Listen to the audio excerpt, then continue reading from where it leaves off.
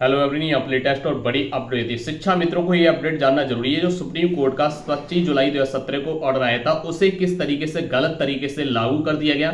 अगर उसे सही तरीके से लागू किया जाता तो आज 60 से 70 हजार शिक्षा मित्र साथी सहायक अध्यापक के पद पर होते और वो 50-60 हजार रुपए प्रतिमाह वेतन पा रहे होते। उनके सामने कोई आर्थिक समस्या नहीं होती। सुप्रीम कोर्ट का ऑर्डर क्या था और किस तरीके से उसे गलत तरीके से अधिकारियों के द्वारा और गोदी मीडिया के माध्यम से छाप करके उसे लागू कर दिया गया, जिससे यहाँ पर 1.5 लाख परिवारों को नुकसान हुआ। उसके बाद 8 से 10 हजार शिक्षाविद साथी इस दुनिया को छोड़ के भी जा चुके हैं, उस समायोजन रद्द होने के बाद गलत तरीके से लागू होने के कारण। अब यहाँ पर पूरे ऑर्डर को पहले ध्यान से सुनिए, पूरा वीडियो ध्यान से देखिए, उसके बाद अपनी राय कमेंट बॉक्स में जरूर बताइए क्या आपके साथ अन्याय हुआ रियल में या फिर नहीं हुआ।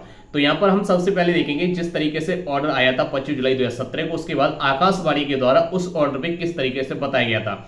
जो आपकी न्यायमूर्ति आदर्श कुमार गोयल और न्यायमूर्ति उदय उमेश ललित की पीठ ने इसमें सुनवाई करते हुए जो आदेश दिया था, उसमें बताया जा रहा है कि किस यहाँ पर टेट पास जो अभ्यर्थी हैं, यानी टेट पास शिक्षा मित्र साथी थे, वो अपनी नौकरी में बहाल बने रहेंगे। उनके बस डॉक्यूमेंट चेक किए जाते हैं कि उनके डॉक्यूमेंट फर्जी तो नहीं है। अगर सही है तो वो सहायक अध्यापक पद पर बने रहते।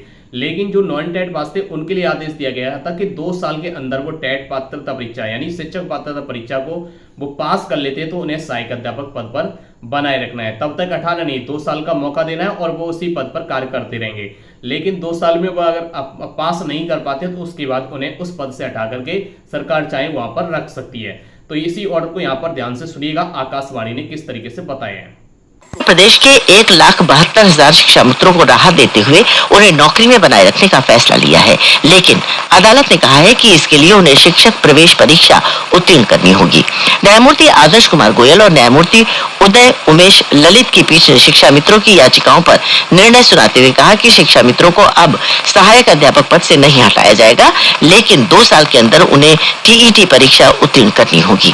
अदालत ने कहा जिन शिक्षा मित्रों ने टीईटी परीक्षा पहले ही पास कर ली हो तो उनके शैक्षिक दस्तावेज देखकर उनकी नियुक्ति पर मुहर लगाई जाएगी। प्रदेश सरकार गांवों में खेल प्रतिभा। तो जैसा कि आपने आकाशवाणी के समाचार को स्पष्ट सुनाया, उसमें स्पष्ट बता दिया जो टेट पास पहले से उनके दस्तावेज चेक करके उन्हें सहायक अध्यापक पद पर बनाए रखा जाए। जो नैन टेट पास है उनको 2 साल का अवसर दिया गया था कि टेट पास करते हुए वो सहायक अध्यापक पद पर बने रहेंगे। जो नॉन टेट पास रहेंगे यानी 2 साल में पास नहीं कर पाएंगे, उनको उस पद से हटाया जाएगा। तो ये सुप्रीम कोर्ट का ऑर्डर था जो आकाशवाणी ने सुनाया था। जो ये आकाशवाणी का न्यूज पुराना आपको ऑडियो सुनाया। और इस अपडेट को लेकर के आप कितने सहमत हैं कमेंट बॉक्स में जरूर बताइए। लेकिन उसे तोड़ मोड़ करके सुप्रीम कोर्ट के आदेश के बाद एक ऊपर से टेट के बाद सुपर टेट लगा दिया, जिससे शिक्षा मित्रों को बाहर किया जा सके। ये शिक्षा मित्रों को लेकर के बीजेपी की जो सोच थी, वो अधिकारियों की जो सोच थी, वो उसमें सफल हुए और आज इसी कारण से शिक्षा मित्र दर दर की ठोकरें खा रहा है। आपका मानना क्या कमेंट बॉक्स में बताइए। जय हिंद।